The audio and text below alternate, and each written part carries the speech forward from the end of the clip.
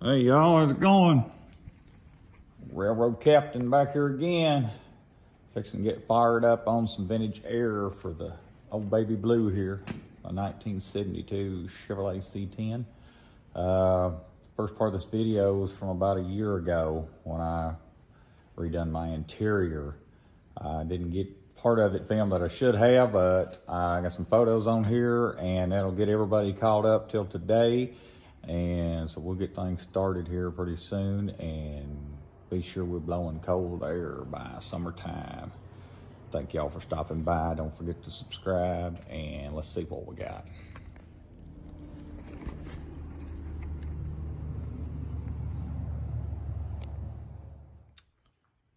All right, well, we're beginning to start.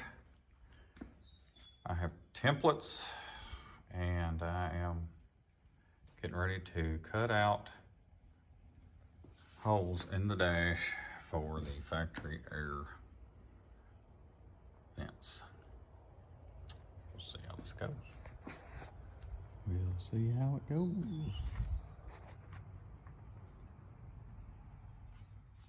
All right, I've got masking tape on here next. That needs to be covered up.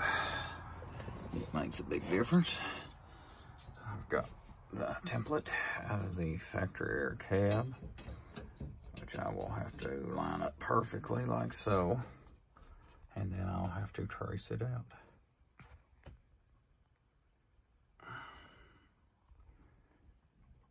And then I will have to take my punch, start me a spot so I can drill out a hole in here big enough to start cutting with. And there is the finished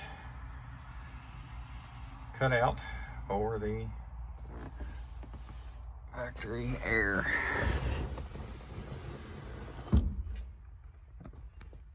That looks pretty good.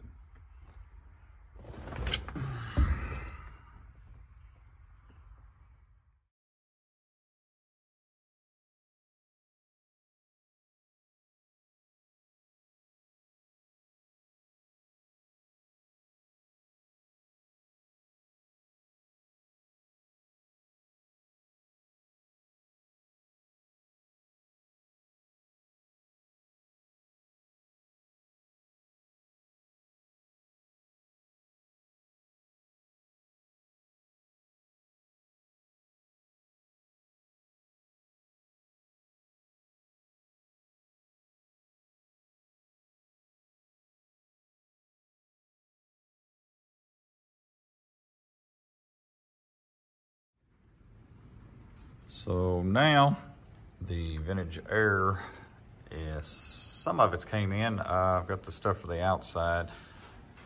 The evaporator kit on the inside here is supposed to be here in a couple more days, but I'm gonna try to go ahead and get some of this started.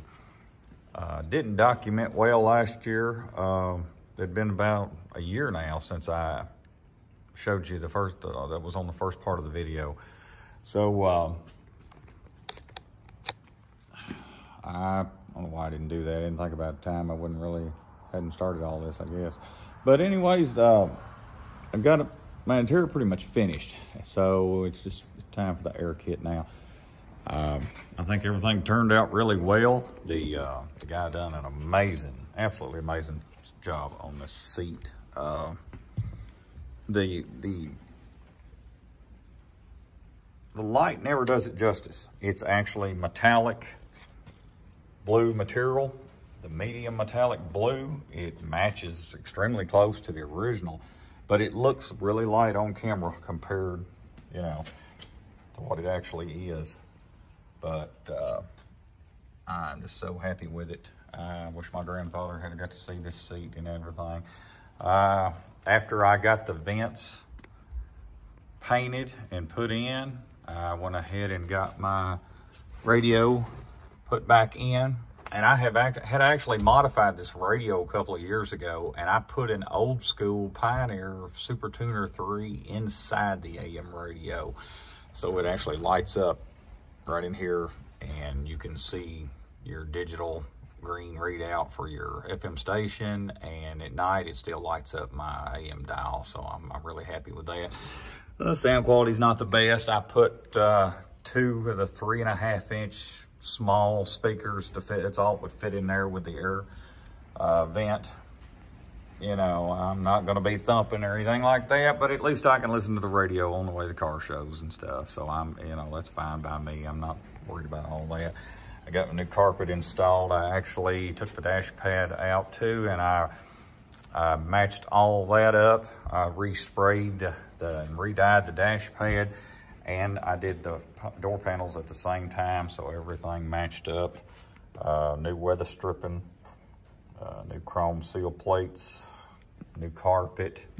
I've got all new weather strip seals on this window. I've still got to do that window over there. So I'm gonna have to pull all this box and everything out of here. We're gonna have to get started on that. I was very, very disappointed with Vintage Air for years. The door is moving. For years, they run a Gen 4, they called it. I called down there to see about getting something, and they had updated to a Gen 5. One of the men I talked to, great guy, he was really nice. The other guy called back, he was a jackass, plain and simple. That guy didn't have no business in sales. Smart aleck from the get-go. I eventually hung up on him and ended up calling the other man back after I found where I wrote his name down. And the Gen 5, I guess they're getting lazy and they want to cut back. And everybody today, I know, they don't have a stock-looking interior like this one. But now they got this plug-and-play controller to go in here to replace this. And I guess on a Gen 5, you have to use that controller. They don't want to put the cable converters on anymore. They say, oh, they'll hit something. And it's funny to me, they wouldn't hit nothing before. But I didn't want it. I mean, it looks like something out of a 90s Ford. You know, it does not match anything in here.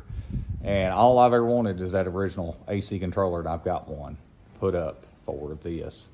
And finally, the guy says, you might get lucky in finding a Gen 4 out there still at a dealer, and Summit still had one. So it's on its way, and I am tickled to death because that was a must for me with this interior. There was just no way that I was going to put that other one in there. You know, to each their own, but no, not for me. Wasn't happening. Grandpa would have never liked that. So anyways, I'm ready to get that started. And luckily, this truck was factory ordered. I knew it the day I saw it, and the little old lady pulled up out there. I was bagging groceries, took her groceries out. I said, oh my goodness gracious, it was 1995.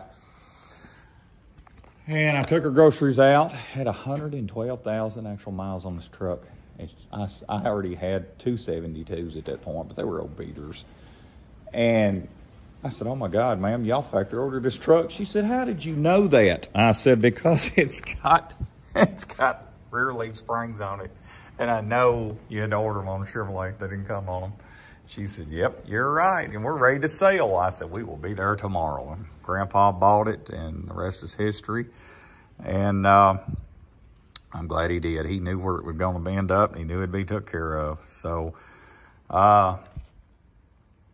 anyways, of course, I lost my train of thought there, but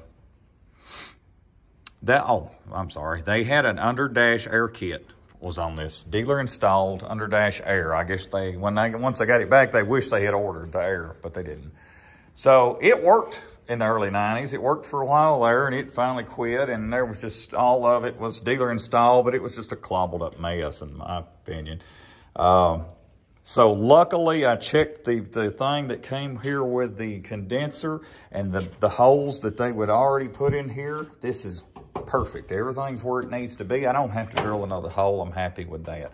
So I can also get this condenser kit. I got it in. I can get it put together and get started on it. I want to get it in. I can go ahead and put it in now. And I can get this box off here. My heater core is rotten, and it's leaking, and it's a mess, and it needs to come out before it gets on my new carpet. So that's the goal for now. I want to get that out of there. So I want to get things going, and I still have to put the alternator in. So I'm gonna get off here and see what I can get accomplished. And when I get a few things done, we'll make another video and show you the progress and how to do it here. Maybe trying to have a little fun doing it. So thanks so much for checking in. Thank you for the new subscribers. Please subscribe if you hadn't, like, do all that good stuff. It helps a lot. I really appreciate all that. And if you hadn't seen any of my other videos, check them out. Of course, I do train videos. I do model trains. And I've got 3 Harleys too that I'm doing, you know, always out when the weather's nice on those too. So got all my projects going on, so y'all check me out. Be sure to subscribe. Thank you very much, and I'll get back to you when we get a few more things going on Baby Blue here. Till next time.